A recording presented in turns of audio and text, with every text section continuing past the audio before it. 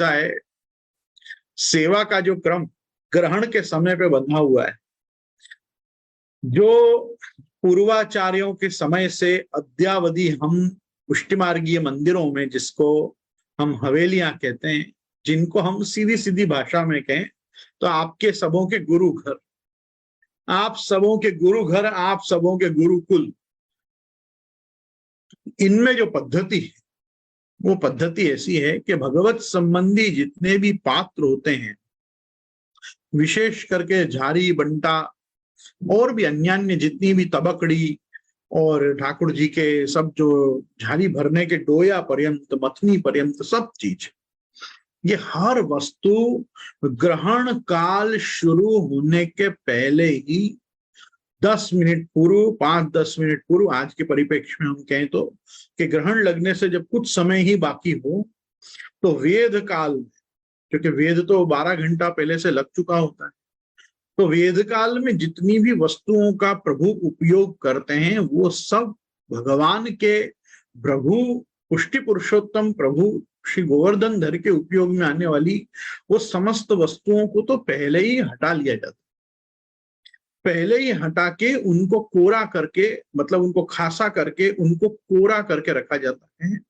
ग्रहण के बाद, ग्रहण मोक्ष के बाद, सूर्य और चंद्र का जब मोक्ष हो जाता है ग्रहण से, तब जब हम स्नान करके यज्ञोपवीत और कंठी बदल के जब हम स्वयं सेवा में आते हैं, तब तो हम आके सीधे कोरे मुखवस्त्र, कोरे अंग वस्त्र, कोरे झारी जी के नेवरा, कोरी सब चीजों का उपयोग करते हैं। और पहले ही जब झारी की टोटी टोटी पर्यंत से और ठाकुर जी के आचमनी और आचमन की तस्तरी, ये सब चीजों को हम पहले ही कोरा करके रख चुके होते हैं ग्रहण लगने से पहले ही, और हम कोरे कोरे पात्रों को ही उठा के पुनश्च एक बार बस खासा करके और हर चीज का उपयोग करते हैं। स्वच्छ जल, शुद्ध जल, नवीन जल, यहां तक कि अगर आपके पास ऋतु अनुसार, जैसे अभी इन दिनों में तो ठाकुर जी में मट्टी का हांडा ही चलता है, जो ठाकुर जी के झारी जी भरने की मथनी होती है, जिसको हम मथनी कहते हैं,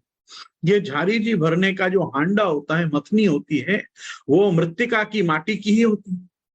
केवल शीतकाल के 4 महीना, मतलब आप यूं समझिए कि कार्तिक के बाद पोष और बाद में माघ, फागुन और चैत्र, ये 3 महीना विशेष, आधा कार्तिक और आधा चैत्र, ये दो आधे आधे मिला के ये 4 महीना ही ठाकुर जी आप जो हैं, क्योंकि पोष, माघ और फागुन, ये 3 महीना तो आप बाकायदा हंडा से ही, मंदिरों में तो चांदी के बड़े बड़े हांडा होते हैं, मान लो चांदी का हांडा नहीं हो तो बड़ा स्टील का हांडा, तो ठाकुर जी ये 4 मास, मतलब आधा कार्तिक, मार्गशीर्ष, पोष, माघ और फागुन, इनमें ये 4 महीना में ठाकुर जी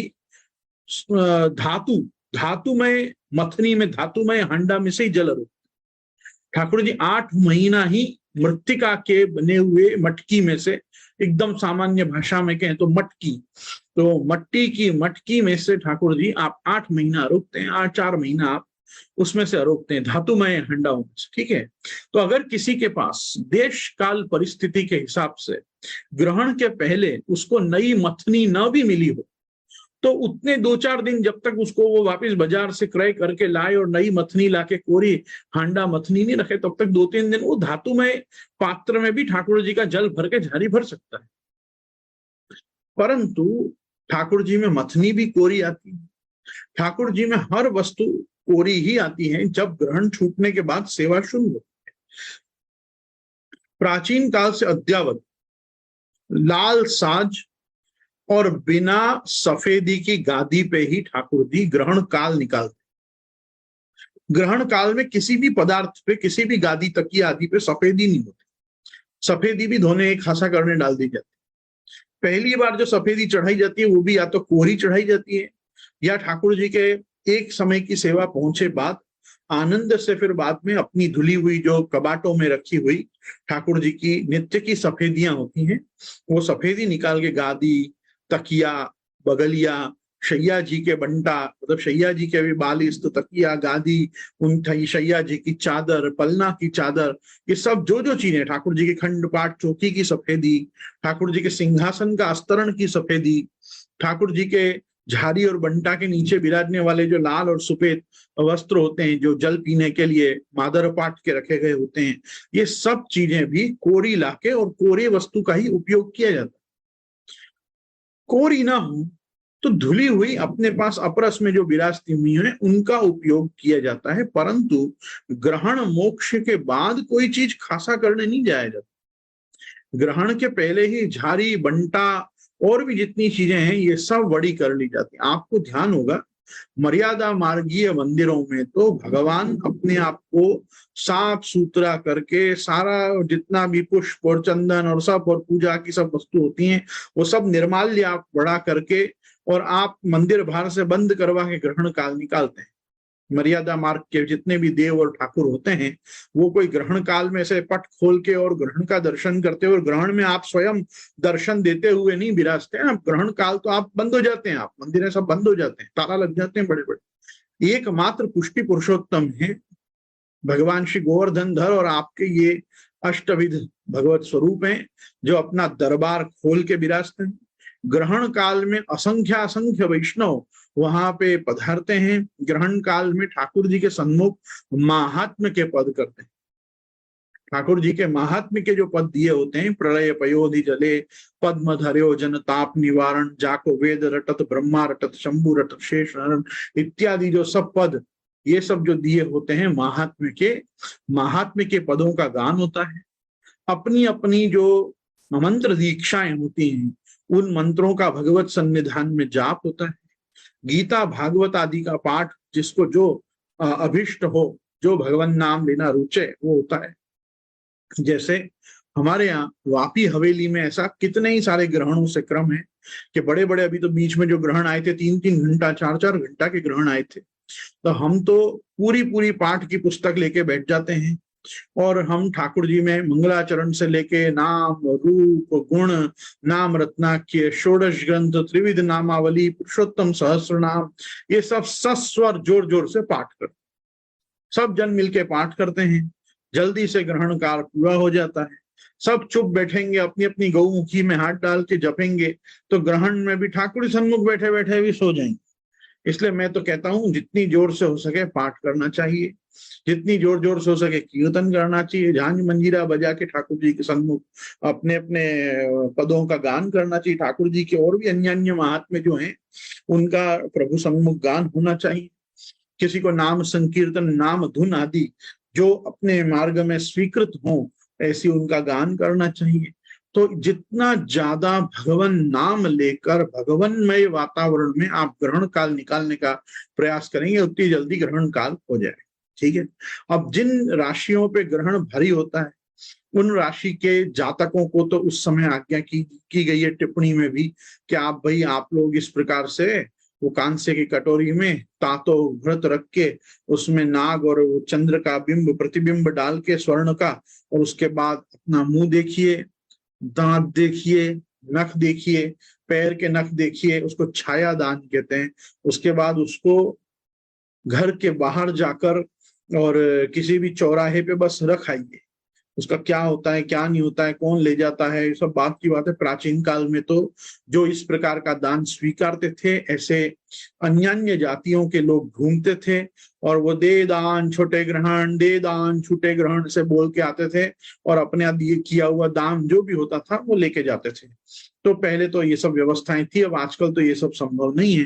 तथापि वो छाया दान का पात्र जो है वो रख के आना चाहिए। मध्यकाल में दान आदि करना चाहिए। कोई कुछ ना कर सके तो छाया दान के निमित्त की राशि और अपने ऊपर जो भी ये राशि पे भारी ग्रहण हो उसकी अनिष्ट निवृत्ति के लिए गाय के लिए कुछ पैसा, अपने गाय की सेवा का कुछ द्रव्य अलग निकालना अवश्य भगवत भक्तों को चाहिए।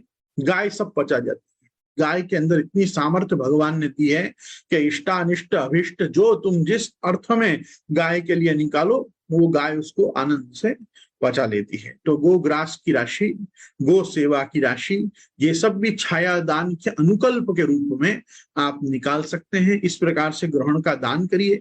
ग्रहण का दान हो जाने, देखो ऐसा है, ग्रहण जिन पे भारी नहीं हो उनको भी कर देना चाहिए। हमारे इतने प्रकार के अघ, दोष, अपराध, ज्ञाता ज्ञात अपने चलते ही रहते हैं कि अपने को पता नहीं कौन सी चीज कब अपने ऊपर भारी पड़े, क्योंकि अब उतना तो भगवान नाम का बैंक बैलेंस अपने पास अभी नहीं है हाल जितना होना चाहिए। तो ऐसी परिस्थिति में दान मेकम कलौ युगे, कलयुग में हर चीज का एक ही निदान है, कुछ ना कुछ दान करो। तो जो लोग ग्रहण का दान स्वीकारते हो, ऐसे लोगों को बुला के ग्रहण संबंधी कुछ दान करना चाहिए। ग्रहण का दान अपने यहाँ आने वाले काम काज करने वाले जो अपने जेनिटर्स और लेबर क्लास पीपल होते हैं वो लोग को भी दिया जा सकता है, अगर वो लेना चाहते हो तो मेरे कहने का तात्पर्य सिर्फ इतना है कि ग्रहण काल में जो वेद काल है, इस समय वेद लगा हुआ है, वो वेद, देखो ग्रहण काल खराब नहीं होता, ग्रहण काल तो बड़ा शुद्ध काल होता है। क्यों? क्योंकि ग्रहण में बड़ी बड़ी दीक्षाएं दी जाती। हम सब वल्लभ कुलोद्भव आचार्य बालकों को गोपाल मंत्र की दीक्षा तो विशेष करके ग्रहण में ही दी जाती। उसमें भी सूर्य ग्रहण प्रशस्त है, सूर्य ग्रहण न आए तो चंद्र ग्रहण पे भी वो दीक्षा ली जा सकती। तो चंद्र ग्रहण हो अथवा सूर्य ग्रहण हो, गोपाल मंत्रादि उत्तम आगमोक्त तंत्रोक्त औपनिषदिक मंत्रों की दीक्षा ग्रहण काल में क्यों दी जाती है? क्योंकि ग्रहण काल भी एक प्रकार से पवित्र काल है। ये पवित्र काल क्यों है? ये पवित्र काल इसलिए है कि इसमें मुहूर्त देखने की आवश्यकता, मुहूर्त देखने की आवश्यकता इसलिए नहीं पड़ती क्योंकि इस समय सूर्य और चंद्र का प्रकाश मंद पड़ जाने से नक्षत्र अस्त होते हैं, और जब नक्षत्र अस्त होते हैं तो नक्षत्रों का प्रभाव मानुषी जीवन पे, मनुष्य पे उतना नहीं पड़ता जितना हम नक्षत्रों के प्रभाव को समझे हैं। मतलब हमारे जो ऋषि महर्षि आर्ष वैदिक परंपरा में आने वाले मनीषी लोग, जो ज्योतिष दैवज्ञ गणितज्ञ लोग जो इन प्रभावों को समझे हैं, वो ये समझे हैं कि इस समय पे नक्षत्र अस्त हैं, तारागण अस्त हैं, सूर्य चंद्र की जो गति तो नहीं पन्हा, उनका जो प्रकाश है, जो उनका दैदीप्यमान ओज है, वो इस समय पे मंद पड़ा हुआ है। तो ऐसी परिस्थिति में आप इतना कर सकते हैं कि आप उस काल को पवित्र जानिए। अच्छा, मैं आपको एक चीज और बताना चाहूंगा जो लोग भूल जाते हैं। लोगों को लगता है आजकल तो कोई कुछ ही नहीं मानता, लेकिन जो मानते हैं, जो इन सब चीजों में श्रद्धा रखते हैं, हम तो उन्हीं लोगों के लिए ये बातें बता रहे हैं। तो आप सब ध्यान से सुनिए, ग्रहण छूटने के बाद नहाना जितना जरूरी है उतना ही ग्रहण लगने के पहले नहाना भी जरूरी है। ग्रहण लगने से 10 मिनट पूर्व अपन नहाए धोए हुए होने चाहिए। ग्रहण लगने के समय भी अपन एक धार मार के, हमारे यहाँ एक बार माथे से स्नान करने को धार मारना कहते हैं, कि एक धार लगा के आओ भाई, एक बार जल का पूरा स्पर्श अपने देह को हो जाए, ऐसे आप नहा लो। हमारे यहाँ तो कहते हैं जल शूर ब्राह्मण और रण शूर क्षत्रिय। जितना रण में शूरवीर क्षत्रिय होता है उतना ही बार बार नहाने के लिए शूरवीर ब्राह्मण होता है। तो जो ब्राह्मण मुझे सुन रहे हैं, उन ब्राह्मणों को तो ब्राह्मणत्व के रक्षण के लिए भी 2 बार स्नान करना चाहिए। ग्रहण लगने से पहले भी नहाना चाहिए और ग्रहण छूटने के बाद भी नहाना चाहिए। अगर किसी को सर्दी, खांसी, निमोनिया, टाइफाइड, जुकाम कुछ भी हो रहा हो तो भी उसको भले वो माथे पे पानी न डाले, पर कम से कम मुख से लेकर और चरण पर्यंत उसको एक बार तो ग्रहण पहले भी नहाना चाहिए। और ग्रहण बाद तो सचैल स्नान करना चाहिए। हमने जितने कपड़े पहन रखे हों उतने कपड़ों के साथ नहाना चाहिए, और वो कपड़े अपने साथ भिगो के उनको निचोड़ कर ही बाहर निकलना चाहिए। ये प्राचीन शास्त्र विधि इस प्रकार, प्राचीन गतिविधि इस प्रकार की जीवनचर्या में निर्माण की गई है कि ग्रहण छूटे बाद, अच्छा ग्रहण छूटे बाद भी मुक्त सूर्य और मुक्त चंद्र का दर्शन करने जाना चाहिए। पहले मुक्त सूर्य को देखो, आप जितनी देर देख सको उतनी देर देखो, आंखों में कैंसर ना हो जाए इतनी देर मत देखो, पर देखो। पर एक बार मुक्त सूर्य का दर्शन करना, एक बार मुक्त चंद्र का दर्शन करना, इनके बाद स्नान करने जाना, उनको नमस्कार करके सूर्य चंद्र आदि को। ये चक्षो सूर्यो अजाए, तो भगवान के ही नेत्र हैं ये सूर्य और चंद्र जो हैं, और उसमें भी चंद्रमा मनसो जाता, भगवान का मन है ये चंद्रमा, और भगवान के चक्षु हैं ये सूर्य नारायण। तो ये आदित्य जो हैं, इनका अपने को मुक्त होने के बाद एक बार दर्शन करने जाना चाहिए। दर्शन करके और फिर अपरस करने जाना चाहिए। अचानक इसकी गति मान देखिए। हाँ, तो इस प्रकार से ये पद्धति अपने को बताई गई है। तो मेरा कहने का तात्पर्य है कि ग्रहण लगने के पहले ही हम जब स्नान करने जाते हैं, उसके पहले हमारे भगवत संबंधी सभी कार्य और आगामी तैयारियां पूरी हो चुकी होनी चाहिए। इसलिए ये झारी बंटा आदि का कोई प्रश्न ही नहीं उठता कि स्नान करना पश्चात फिर से स्नान करना होता है क्या। फिर से स्नान नहीं करना होता है, आपको तो ये सब करके कोरे करके रखने के बाद और उसके बाद स्नान करना है। स्नान करके ग्रहण काल निकालना है, ग्रहण काल निकाले बाद फिर से स्नान करना है। ग्रहण काल में भी दर्भ की वह कुशा घास अपने माथा में या चोटी में बांध के, अपने हाथों में डाबे हाथ में रख के और जमने हाथ से जप आदि या पाठ आदि सब चीज करना है। तो ये दर्भ आदि लेके अपने को बैठना होता है। और उसके बाद जब ग्रहण छूटता है, तो ग्रहण छूटने के बाद ये सारे दर्भ कुशा आदि ये भी छुआ जाते हैं, इन सबको लेकर और फिर नहाने जाया जाता है। इन सबको विसर्जित करके, कम से कम विसर्जन की कोई व्यवस्था नहीं हो तो अपने घर के डस्टबिन में डाल के, गार्बेज बैग में डाल के आज के युगानुसार आपको फिर नहाने जाना है। और नहाकर यज्ञोपवीत और कंठी को बदलकर चरणामृत लेकर तिलक, ऊर्ध्व पुंड्र तिलक करके, भगवत प्रसादी कुमकुम से तिलक करके और फिर भगवत सेवा में जाना है।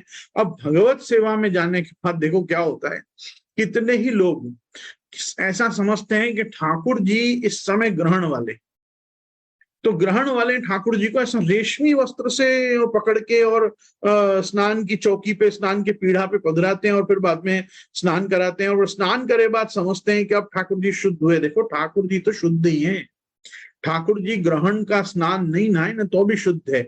ये अपनी एक देह धर्मत्वात् वेद मर्यादा के अनुसार अपने ये क्रम रखा गया है, तो ठाकुर जी को तो सीधा सीधा पकड़ना चाहिए। अब मैं आपसे पूछूं, समझो कि किसी ने रेशमी रुमाल पहनकर और ठाकुर जी को ऐसे छुआ, पधराया चौकी पे और उसके बाद स्नान कराया, तो जो ग्रहण स्नान किया हुआ जल निकला उसको तो बाद में खुद को ही फेंकना पड़ेगा ना, उसका आप क्या करोगे। ग्रहण स्नान का चरणामृत भी नहीं लिया जाता है। ग्रहण स्नान के बाद जो जल निकलता है उसको तो सीधा सीधा अपने घर के पनाले में, अपने बसीन में छोड़ दिया जाता है, उसका कुछ नहीं हो, कोई चरणामृत नहीं है। तो मेरे कहने का तात्पर्य ये है, आप सब लोग ध्यान से समझिए कि ठाकुर जी को तो हमको सीधा जाके स्पर्श करना है, क्योंकि ठाकुर जी पहले ही कोरी गादी पे, आप मखमल की गादी पे आप विराज रहे हैं, लाल गादी पे, लाल ही वस्त्र धरे हुए हैं, लाल ही पाग या टोपी धरे हुए हैं। तो ग्रहण काल में आपको वो सब चीज बड़ी करके, तिलक कंठा बड़े करके ठाकुर जी को स्नान करा रहे हैं। स्नान कराने के बाद प्रभु को विराजवाना है और उसके बाद जो आगे का क्रम हो, जब भाई श्रृंगार करना है, आगे की सेवा का मंडान जो पहुंचना है वो करना है। अब दूसरी बात, ग्रहण काल बाद जब आप सेवा को वापस शुरू करते हो तो समय की कोई मर्यादा नहीं रहती है।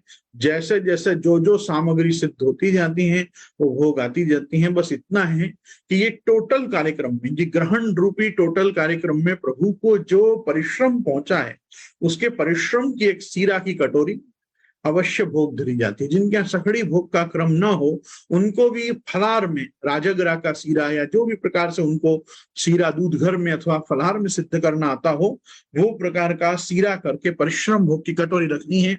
और प्रभु को जो परिश्रम भोग धरा जाता है वो सीधे गोग्रास में निकाल दिया जाता है। अब जैसे कोई घर में ठाकुर जी नित्य ही सीरा आरोपते हैं, तो उसको दो भाग में वो सीरा को भोग धरना है। एक भाग को नित्य का प्रसाद मानना है सरेबाद, और एक को गोग्रास में परिश्रम भोग मान के उसको उसका निवारण करना, उसको गोग्रास में पधरा देना है। कहने का मेरा तात्पर्य ये, ठाकुर जी बहु देर थी भूख्या छे, ठाकुर जी ने भूख लागी हसे, जल नथी पीधु प्रभुए, आरोग्य नथी, ऐसा भावला वेड़ा ग्रहण काल में करने की कोई आवश्यकता नहीं है। जब लोग आएंगे खासा होके, शुद्ध होके, मथनी छनेगी, झारी पे नए नेवरा चढ़ेंगे, झारी भराएगी, ठाकुर जी के खुद के ग्रहण स्नान हो चुके होंगे, तब ठाकुर जी नए झारी और बीड़ा और बंटा और सवर होंगे।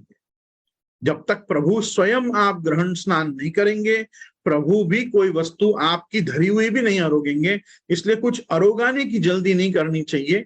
पहले ठाकुर जी को भी अपन शुद्ध होके आए, यज्ञोपवीत कंठी बदल के आए, उसके बाद हमको भी पहले ठाकुर जी को स्नान कराने की त्वरा रखनी चाहिए, क्योंकि प्रभु स्नान कर लेंगे, फिर खिचड़ी मेवा से लेकर, अर्थात सूखा मेवा और मिश्री मिला के जो हम खिचड़ी मेवा भोग धरते हैं, लीला मेवा भोग धरते हैं, जल की झारी भोग धरते हैं, जो भी क्रम से आगे पहला भोग धरेंगे प्रभु उसको तुरंत आरोग पाएंगे।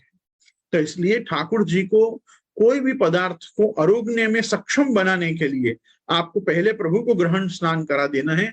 तो इसलिए ये प्रश्न ही ऐसा है कि पहले नाना बाद में नाना क्या है, इसमें ग्रहण मोक्ष के पश्चात स्नान करके झारी और बंटा खासा करने पश्चात फिर से स्नान करना होता है कि नहीं? फिर से स्नान नहीं करना होता, पहले ही स्नान करके या स्नान करने से पूर्व भी जो झारी बंटा हम थोड़ी देर पहले सरा लेते हैं, उन सबको खासा करके बराबर कोरे करके और उल्टे रख देने होते हैं।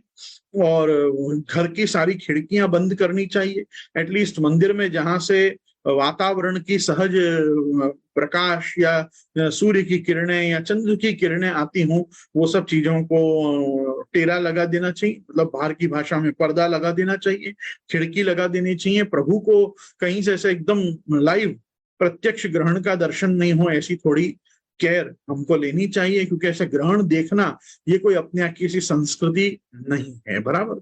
तो ग्रहण काल को ग्रहण काल के ढंग से